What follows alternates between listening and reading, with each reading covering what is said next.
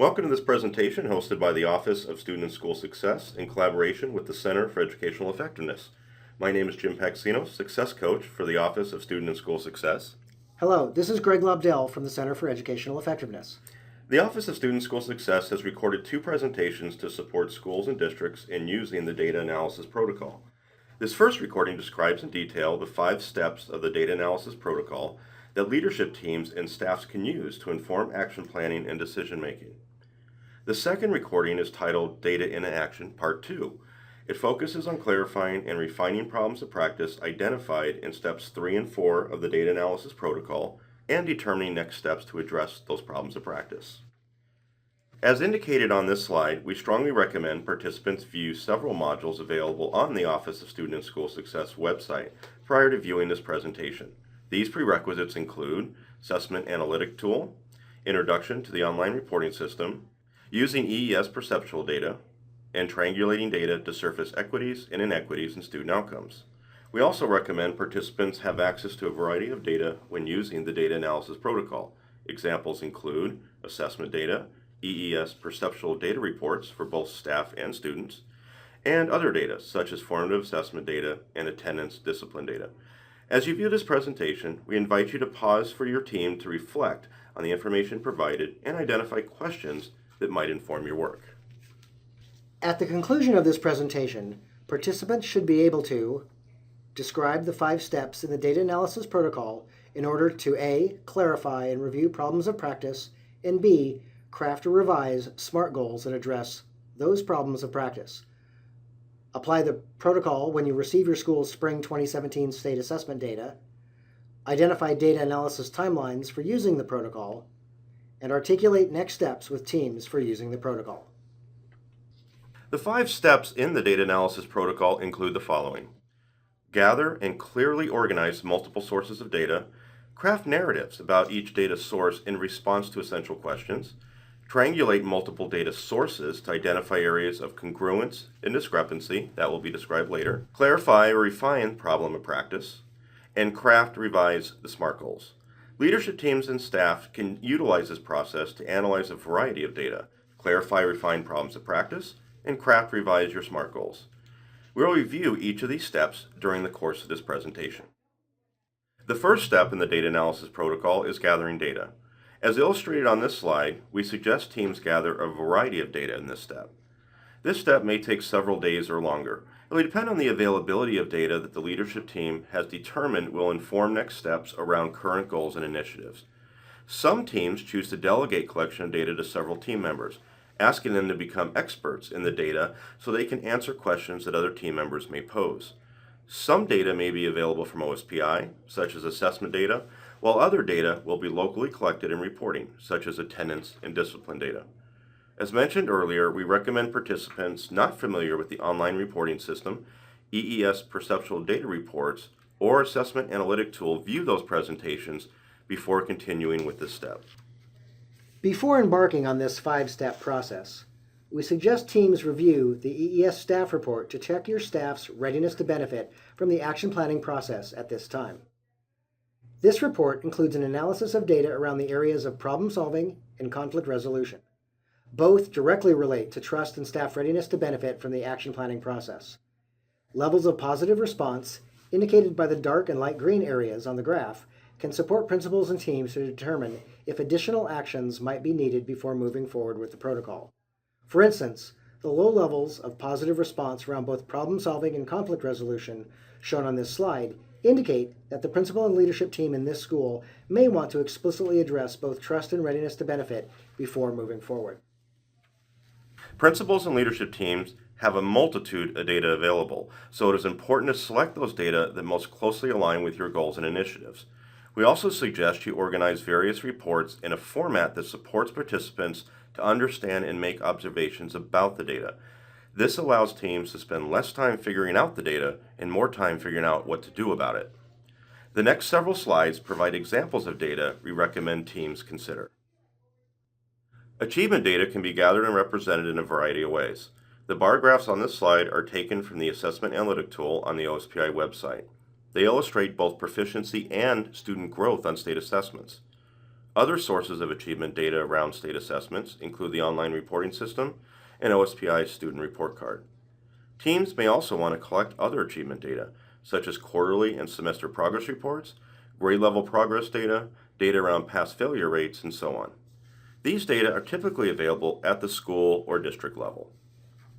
This table provides an example of data that school teams can collect from the online reporting system around their Smarter Balanced Assessment results. The table compares data for all students, English language learners, and non-English language learners at the state, district, and school level. The next two slides look at perceptual data gathered through the educational effectiveness surveys. The table on this slide is taken from the EES staff three-way comparison report and focuses on staff perceptions related to Principle 4, strengthening the school's instructional program. The circled areas show examples of upward, downward, or flat trends in data over the last 3 years. These areas would be worth examining more closely if they apply to your school's goals and initiatives. Again, we suggest teams not familiar with reading your EES reports view the data presentation titled Using EES Perceptual Data before proceeding. This table is taken from the EES student report. Similar to the table on the last slide, this also focuses on Principle 4, strengthening the school's instructional program. During the data analysis process, teams can compare student perceptions and staff perceptions around similar prompts describing the school's instructional program. Teams can then use these observations to guide action planning and decision making. For instance, as part of the goal-setting process, leadership teams could set targets around changes in the percent of positive responses on prompts related to students receiving intervention, prompts for Principle 4. These targets for student and staff responses would represent the level of positive responses that would be expected if SMART goals were met. Teams could then use these perceptual data as they monitor progress towards intended goals. The second step in the data analysis protocol is crafting narratives. During this step, participants examine the data collected in Step 1 and write narratives or observations about data in the various reports. Tips for writing narratives include: keep it simple. Communicate just a single idea about performance. For example, gap in 4th grade ELA proficiency between ELL and non-ELL students increased 11% from 2015 to 16, a very objective comment. Make the narrative statement short and easy to read. For example, the number of ELLs at a school increased from 25 to 45 between 2004 and 2016. Avoid evaluative statements. Just describe the data. Don't necessarily get into why or why not the data is what it is. For example, 38% of parents state they don't receive information about ways to help their children learn at home. We recommend teams review the 3 tips on this slide before asking participants to write narratives about data collected in Step 1. Teams and staffs can use the data observation sheet shown in this slide to record narrative statements. During this step, participants record information in the first 2 columns. The next 2 columns are completed later in the process. We find that many teams use the data carousel process for this step. The carousel takes about 60 to 90 minutes depending on the number of staff engaging in the process and the variety of data collected. This data observation sheet can be used in that process. We recognize that some of you may not be familiar with the data carousel process. The next slide outlines steps in that process. The Student and School Success Handbook on the Office of Student and School Success website also includes a description of the data carousel process. This slide includes a brief outline of the data carousel process. 1. Prior to the data carousel, leadership team members organize and display the data collected in Step 1, one set of data at each table or station. There is also one data observation sheet for each set of data.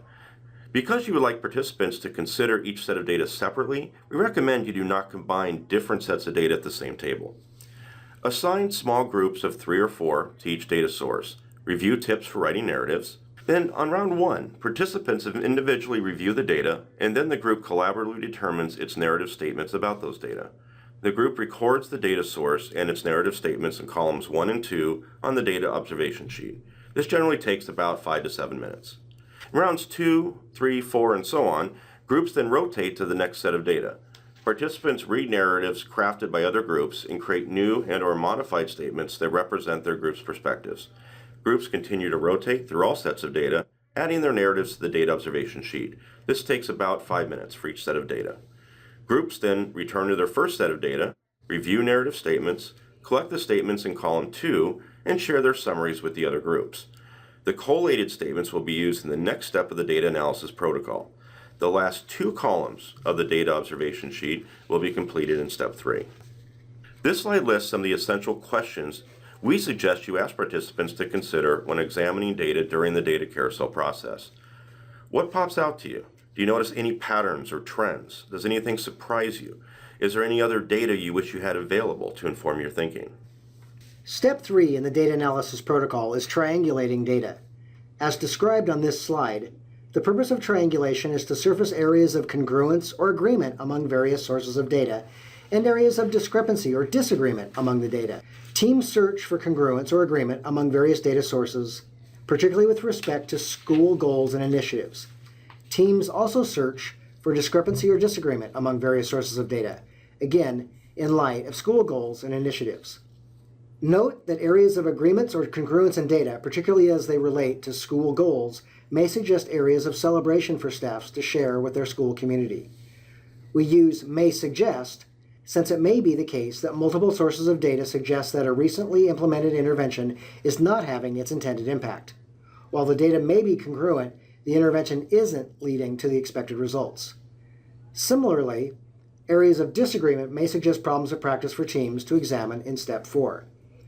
This step takes approximately 30 to 45 minutes, depending on the number of participants in the process and the variety of data analyzed. During this step, leadership teams and/or staff collect the data observation sheets from step 2.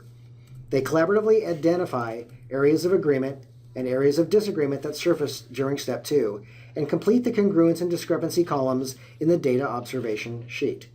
Using the findings around congruence and discrepancy, teams may also want to explicitly identify specific celebrations and challenges to share with their school community.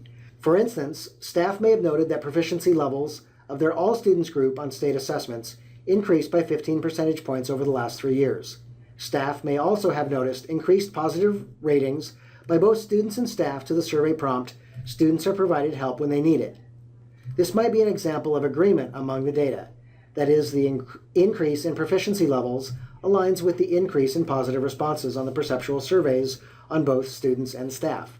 This may also be cause for celebration, particularly if one of the school's goals focused on providing timely interventions to students in their core instructional program. As indicated earlier, we recommend participants view their presentation titled "Triangulating Data to Surface Equities and Inequities in Student Outcomes." This will support teams to effectively engage in the process of identifying areas of agreement or congruence, as well as areas of disagreement or discrepancy. As noted earlier, we recommend teams surface both areas of congruence and discrepancy when triangulating data. Areas of congruence may assist us in identifying celebrations and those practices that should be sustained over time. We want to include SMART goals or tasks that enable us to move these practices to full implementation and sustainability. Areas of discrepancy may assist us in identifying challenges and problems of practice that we want to disrupt, dismantle, and replace with evidence-based practices. This slide lists specific examples of congruence and discrepancy that school teams may find in the various sources of data. Please pause the slide and take a moment to review these examples. The 4th step engages teams in a deeper dive into the data and supports teams and staffs to clarify or refine problems of educator or systems practice impacting student outcomes. To put it succinctly, the problem of practice is a statement or list of statements that postulate the root cause of specific performance deficits. As described on the slide, teams use narratives from step 2 and areas of congruence and discrepancy that surface in step 3 to create a master data observation sheet. The master data observation sheet uses the same data observation template, but eliminates repetitive information and places topics in order of priority. This will support you as you clarify and refine problems of practice for your school. As indicated at the beginning of this presentation, the Office of Student and School Success recorded a companion presentation titled Data in Action 2. That presentation uses a case study to examine how a principal might lead the school's efforts to move from observations about the data in steps 2 and 3 to clarifying and refining problems of practice in step 4 and determining how to move forward with SMART goals in step 5. We suggest teams consider the following 3 prompts when examining narratives in areas of congruency and discrepancy on the master data observation sheet. The first question asks you to examine your findings to identify what is happening that should, For instance, if your school implemented a set of Tier 2 interventions that are having the intended impact on student outcome, then you might want to identify specific practices around those interventions that you want to sustain. The second question asks you to consider what is not happening that should. For instance, is your core instructional program meeting the needs of 70 to 80% of your students? If not, then you might want to consider interventions that could be implemented in Tier 1 so that you're meeting that goal of 70 to 80% success for students in the core. An understanding of the response to the final question, what is happening that should not, will help your team identify practices to disrupt, dismantle, and replace with evidence-based practices. These are additional and more specific prompts used by a school that implemented interventions at all three levels, Tier 1 or core instruction, Tier 2 and 3. These might also apply to the problem or problems of practice addressed in your school. For example, a school implementing Tier 2 and Tier 3 interventions to address a problem of practice would examine narratives from Step 2 and areas of congruence and discrepancy from Step 3 to understand the impact of these tiered interventions on educator practice and student outcomes. Based on data, teams would identify areas of celebration and challenges to share with their school community. These areas also inform next steps in action planning and crafting or revising SMART goals. Leadership teams or staff may need 45 to 60 minutes to reach consensus about the problem or problems of practice that surface in your data. We recommend leadership teams completing this step take findings to the full staff for input and review before moving to Step 5 and crafting or revising SMART goals. The asterisk at the bottom of the slide refers teams to a recording posted on the Office of Student and School Success website that can support completing the step. Please pause the presentation to review the prompts and consider other prompts that might apply to your school's goals and recent initiatives. The final step in the data analysis protocol is crafting and or revising your school SMART goals. We recommend you consider the 4 prompts listed on the slide in light of the problems of practice identified in Step 4. We won't spend much time describing this step, since most of our teams are familiar with writing SMART goals. That said, we encourage teams to pay particular attention to the third prompt. That is, do the goals and tasks respond to the problem of practice identified in the previous step? As indicated on the bottom of the slide, our office posted a recording to support teams to craft and revise SMART goals. Earlier in the presentation, we talked about the multitude of data available to principals and teams. As you know, our schools and districts receive these various sources of data at different times during the year. Several questions arise, such as, who should use these data and when? What is the best way to incorporate these data into our instructional decisions and school-wide action planning? The next several slides describe a data calendar teams can use to support action planning and decision-making. We suggest teams use the full data analysis protocol at least 2 times during the year. Teams would first use the full protocol when you receive your state assessment data somewhere around June to August. The slide outlines other data you could use with the full protocol. The second time the full protocol would be used is in January-February when mid-year progress reports, EES data, and mid-year attendance discipline data become available. As mentioned earlier, some data may be collected from the OSPI website, while other data will be collected locally. We suggest the use of an abbreviated protocol at other times during the year. The steps are similar to those used in the full protocol, but might focus on just 1 or 2 sources of data. Please pause the presentation to review the data used in the June through August with the full protocol and data used in September with the abbreviated protocol. You may also find that your team has additional data available to include. This slide looks at the sources of data and protocol that could be used in November, December, and January-February. You may pause the presentation to consider the sources of data that your team might use. This slide looks at the last part of the school year. The content for June through August matches the content from the first slide for June through August, indicating the cyclical nature of the data analysis protocol and process. You may pause the presentation to consider other sources of data available to your school team. This slide reviews the 5 steps in the data analysis protocol. As indicated earlier, we know some school and district teams have an established data analysis protocol. This can support those teams without a commonly understood or used protocol. It can also be used to supplement or refine protocols currently in use. This slide lists several resources your team can access to support the data analysis protocol. Once you become familiar with the 5 steps of the data analysis protocol, we encourage teams to view the companion presentation, Data in Action Part 2, During that presentation, we use a case study to provide specific examples of this process in action using data from an actual school. Thank you for joining us, and don't hesitate to contact us with your questions.